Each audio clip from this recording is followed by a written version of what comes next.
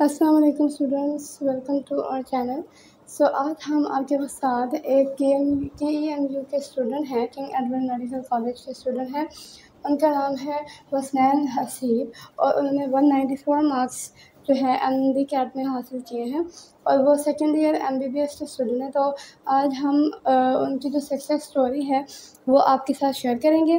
और अगर आपने अभी तक हमारा चैनल सब्सक्राइब नहीं किया तो प्लीज़ सब्सक्राइब करें और इस वीडियो को लाइक भी करें, ताकि और बहुत से जो किंग एडवर्ड मेडिकल कॉलेज के स्टूडेंट्स हैं जिन्होंने बहुत से स्ट्रगल की है, उनकी जो सक्सेस स्टोरीज़ हैं वो हम आपके साथ शेयर कर सकें।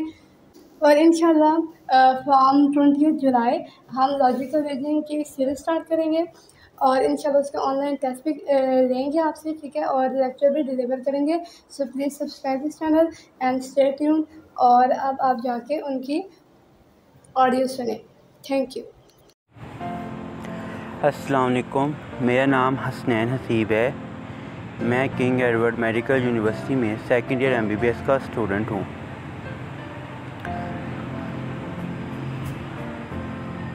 अगर मैं अपनी सक्सेस स्टोरी की बात करूँ तो मैंने आपको बताऊँ कि मैंने एक ख्वाब देखा था, जो कि क्लास 6 में देखा था कि मैंने किंग एडवर्ड मेडिकल यूनिवर्सिटी में तब MBBS में एडमिशन लेना है। मेरा मैट्रिक में जो स्कोर था वो था 1015 आउट ऑफ 1100, ठीक है। और FSC के अंदर मेरा स्कोर था कोई 993 थे, मतलब कि फ़र्स्ट ईयर में मेरे 467 थे, जिसमें मेरी पूरे रावलपिंडी बोर्ड में कोई 6 पोजीशन थी या 7 पोजीशन थी ऑलमोस्ट। सेकेंड ईयर में मेरे प्रैक्टिकल में मार्क्स कटे तो मेरे मार्क्स आए थे 993। तो मेरा उस साल एडमिशन नहीं हुआ MD कैट में, मतलब कि कोई 885 थे आउट ऑफ 1100। और मेरा एग्रीगेट जो बना था वो तब 85 बना था। और मैंने फिर उसके बाद FSC इम्प्रूव की, मतलब कि 2 सब्जेक्ट फ़िज़िक्स और केमिस्ट्री में। फ़िज़िक्स और केमिस्ट्री में जो इम्प्रूवमेंट थी वो इस तरह थी कि मेरे फ़र्स्ट ईयर में फ़िज़िक्स व केमिस्ट्री में 84 मार्क्स थे आउट ऑफ 85, और सेकंड ईयर में 73 थे, और प्रैक्टिकल में 19 मार्क्स थे 30 में से।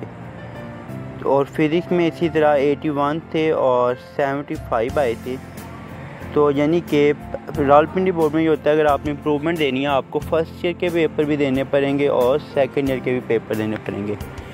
तो देखा जाए तो मेरे फ़र्स्ट ईयर में के थ्योरी में अगर देखा जाए तो 84 मार्क्स थे और 81 मार्क्स थे, पर मैंने हिम्मत नहीं आ रही। मैंने कहा था कि सेकंड ईयर में भी बस सोच रहा था कि इतने आने चाहिए, और प्रैक्टिकल में मार्क्स कम थे। तो सेकंड ईयर में मैंने यानी कि फ़र्स्ट ईयर की बुक्स दोबारा पढ़ी, सेकंड ईयर की बुक्स दोबारा पढ़ी, और मेरे मार्क्स जब इम्प्रूव हो के बाद में 1018 आए, ठीक है, 1018 आए, मतलब इम्प्रूवमेंट काफ़ी हद तक हो गई थी। और FSC इम्प्रूव करने से मेरा MD कैट काफ़ी तैयार हो गया था, जिस वजह से MD कैट में मुझे बहुत कम पढ़ना पड़ा था। सिर्फ बायो और इंग्लिश पे ज़्यादा फोकस करना था। फिज़िक्स और केमिस्ट्री इम्प्रूवमेंट करने की वजह से तैयार हो गई थी। तो MD कैट में मेरे 194 मार्क्स थे आउट ऑफ 200। और पूरे अकेडमी में मेरे किस्त में जो मतलब कि जो अपने रावलपिंडी बोर्ड है, रावलपिंडी 6 रोड कैंपस है, उसमें मेरी कोई सेकंड पोजीशन थी अपनी अकेडमी के अंदर, ठीक है। और KE के अंदर मेरा मेरिट नंबर 281 था। और अगर टाइमिंग की बात की जाए तो FSC में मेरा जो स्केड्यूल था वो था डेली का डेली पढ़ना, एंट्री टेस्ट में भी डेली का डेली पढ़ना। मतलब कि अगर आप लोग देखो तो डेली का डेली पढ़ने से मुराद ये है कि अगर आप एक मंथ में डेली के 3 घंटे पढ़ते हो, एटलीस्ट 3 घंटे पढ़ते हो, तो आप एक मंथ में 90 आवर्स पढ़ते हो, मतलब 90 घंटे पढ़ते हो समझो। और अगर आप एक महीना बिल्कुल नहीं पढ़ते, ठीक है, और आप अगले महीने से स्टार्ट करो, बेशक 5 आवर्स भी स्टार्ट करो, तो आप पढ़ोगे 5 × 30 150 आवर्स। लेकिन सोचो जो बंदा डेली पढ़ रहा है उसने पहला कोई मंथ नहीं अपना ज़ाया किया, तो वो आपको अगले मंथ वो भी 3 घंटे दोबारा पढ़ेगा, ठीक है, 3 घंटे पढ़ेगा और फिर वो पढ़ेगा तकरीबन 90 घंटे पढ़ेगा। तो यानी कि उसने एक बंदा 150 आवर्स तक पहुंचता है तो वो 180 आवर्स पढ़ चुका है।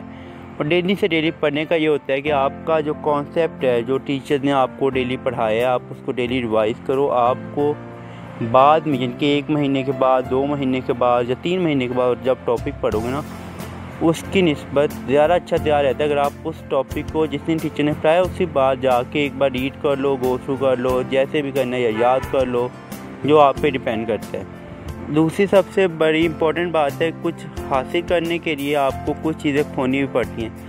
मतलब कि अगर मैं आपको बताऊं कि मेरी मैट्रिक और एफएससी के अंदर मेरी जो सोशल लाइफ थी तकरीबन ज़ीरो हो गई थी। मतलब कि मेरा फ्रेंड्स से मिलना जुलना बंद हो गया था और रिलेटिव्स के यहाँ बहुत कम जाता था, और ना मतलब कि मेरा मेन फोकस ना अपना स्टडीज़ और अपना ड्रीम पे होता था कि मैंने किंग एडवर्ड मेडिकल यूनिवर्सिटी में एडमिशन लेना है और मैंने लेना था। और मैंने 6th क्लास से ड्रीम था मेरा, 1 साल एडमिशन नहीं हुआ। मैं बहुत रोया था कि क्यों नहीं हुआ, कि मैंने अल्लाह ताला से ज़िद लगाई थी मैंने जाना है तो कहीं जाना है वरना कहीं नहीं जाना। तो अगले साल दोबारा मैंने अपनी वो एफएससी इम्प्रूवमेंट दोबारा की। मतलब कि ज़्यादा होता है कोई बच्चों के 84 आ जाओ नहीं करते इम्प्रूवमेंट, मेरे साथ थे बच्चे जिन्होंने नहीं की इम्प्रूवमेंट, उनका अगले साल दोबारा नहीं हुआ और उनके मार्क्स मुझसे भी ज़्यादा थे एफएससी में। बस ये है कि आपको हार्ड वर्क करनी पड़ती है। कभी भी ज़िंदगी में ऐसा वक्त आता है जब आपको किसी न किसी इम्तिहान से गुजरना पड़ता है, चाहे जितना मर्ज़ी वो टफ हो आपको करना पड़ेगा, हिम्मत नहीं हारनी पड़ेगी। अगर कुछ हासिल करना है तो कुछ खोना पड़ेगा आपको अपना। तो मैंने फिर अपनी बाद में जब एमडी कैट की प्रेपरेशन थी मैंने एकेडमी चेंज की थी और दोस्त वगैरह चेंज कर दिए थे। मतलब कि जो पहले जिनके साथ पढ़ा था तो वो मैंने रावलपिंडी बोर्ड के साथ पढ़ा था, लेकिन जब एमडी कैट की प्रेपरेशन आई तो मैंने फेडरल बोर्ड के स्टूडेंट के साथ पढ़ा था। तो एकेडमी चेंज करने से, फ्रेंड चेंज करने से एटमॉस्फेयर चेंज हो जाता है। उसके अलावा आपका मतलब है ना बहुत फ़ायदा होता है अगर आप इस तरीके से अगर आपने सपोज़ लाहौर बोर्ड से एफएससी की, अगर आप फेडरल बोर्ड से पढ़ो तो आपको उन बच्चों के साथ रह के सीखने में काफ़ी अच्छा मिलता है। उनके कॉन्सेप्ट बिल्ड अच्छे होती हैं। फेडरल बोर्ड के बच्चों का लेवल ही अलग होता है, वो कॉन्सेप्ट पे ज़्यादा फोकस करते हैं। तो एंट्री टेस्ट में सिर्फ कॉन्सेप्ट्स आपके अच्छे होने चाहिए, ना कि रट्टा लगाओ, जस्ट कॉन्सेप्ट। एफएससी में भी कॉन्सेप्ट अच्छी हों, एफएससी काम कर जाती है। और एफएससी में जो मेन चीज़ होती है वो आपके आर्ट्स के सब्जेक्ट्स होते हैं जिसमें मार्क्स लेना बड़ा इंपॉर्टेंट होता है। इंग्लिश उर्दू, ख़ास तौर पे इंग्लिश उर्दू, जिसमें बच्चे बहुत सारे मार्क्स नहीं लेते, इनके ओवरऑल जो है ना स्कोर कम होता है। आल्दो के उर्दू काम नहीं आती एंट्री टेस्ट में, लेकिन आपका मतलब ग्रेड अच्छे आने चाहिए। मतलब कि उसमें उर्दू में आप 90 मार्क्स लोगे दोनों साल में तो 180 बनेगा। अगर आप 20 मार्क्स उर्दू में कम लेते हो, लेट्स सपोज अगर आपके 1020 आने तो आपके 1000 आएंगे, तो समझो कि आपको 20 मार्क्स का मार्जिन भी आप लूज़ नहीं कर सकते। और फिर जहाँ तक केई की बात है, केई में ज़्यादातर हर साल अगर 350 बच्चों का एडमिशन हो रहा है उसमें से कम 15 बच्चे रिपीटर्स आते हैं, बाकी सारे फ्रेश आते हैं। सबका माइंड ऑफ थॉट्स अलग हैं, मतलब कि सब फ्रेश होती हैं, रिपीटर्स बहुत कम आते हैं केई में। और केई का मेरिट देखो आप सबसे ज़्यादा होता है और इसमें रिपीटर्स का बहुत मुश्किल से एडमिशन होता है। मतलब कि फ्रेशर का बड़ी जल्दी हो जाता है, ठीक है। मतलब इसमें कई में जितने भी आते हैं सब की हार्ड वर्किंग बहुत ज़्यादा है, क्योंकि मैंने देखा है इधर मेरे साथ मेरे रूममेट्स रहते हैं और दोस्त हैं, अगर कोई टेस्ट है वो पूरी रात नहीं सोते, पढ़ती रहती हैं। मतलब कि ना मतलब उन्होंने उनकी आदत बन की है पढ़ने की, डिटर्मिनेशन की और कुछ अचीव करने की। ख्वाब देखो, ज़रूर देखो ख्वाब को, फिर पूरा करने का बंदे के अंदर हिम्मत होनी चाहिए कि मैंने ये ख्वाब करना है, पूरा करना है अपना। अगर अब मैंने ख्वाब देख लिया अब इसको पूरा करना है, हिम्मत नहीं हारनी, ठीक है। अगर कोई रास्ते में आपकी ज़िंदगी में ऐसे लोग बहुत आएंगे जो आपको चौक ज़रूर करेंगे। मतलब कि मैंने जब एफएससी की इम्प्रूवमेंट कर रहा था, बहुत सारे मेरे दोस्त ऐसे थे कि जो मुझे रोकते थे कि क्यों कर रहे हो इम्प्रूवमेंट, पहले 84 है 81 है, कुछ फ़ायदा नहीं होना, नहीं बढ़ने नंबर। पर मैंने किया, मुझे पता है बड़ा फ़ायदा हुआ है। कई में एडमिशन हो गया है, नंबर बढ़ गए हैं और भी बहुत कॉन्सेप्ट बाद में अच्छे बन गए थे। और कई में एडमिशन होना मेरा ख्वाब मुझे मिल गया, मुझे और क्या चाहिए था। फिर दूसरी बात जो मैं बताना चाहता हूँ,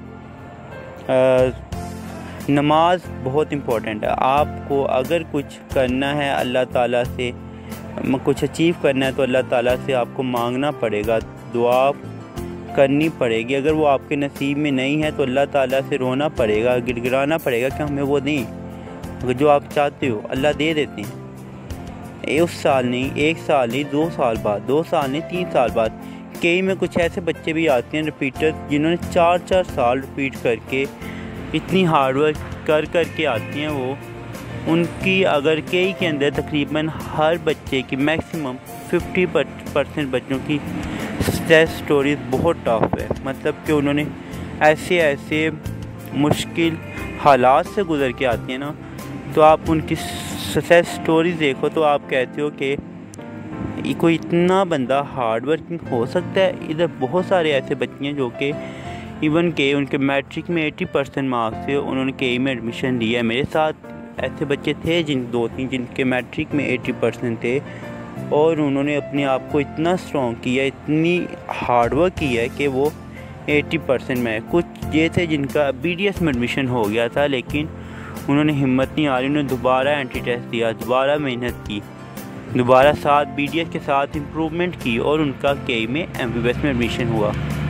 मेरी बस यही आप लोगों के लिए है कि हार्डवर्क करते रहो, और बाकी जो आपने हार्डवर्क कर लिया दुआएं करते रहो, नतीजा अल्लाह पर छोड़ दो। बस बाकी नतीजा अल्लाह पर छोड़ दो, जो आपकी किस्मत में है वो आपको मिल जाएगी। Thank you.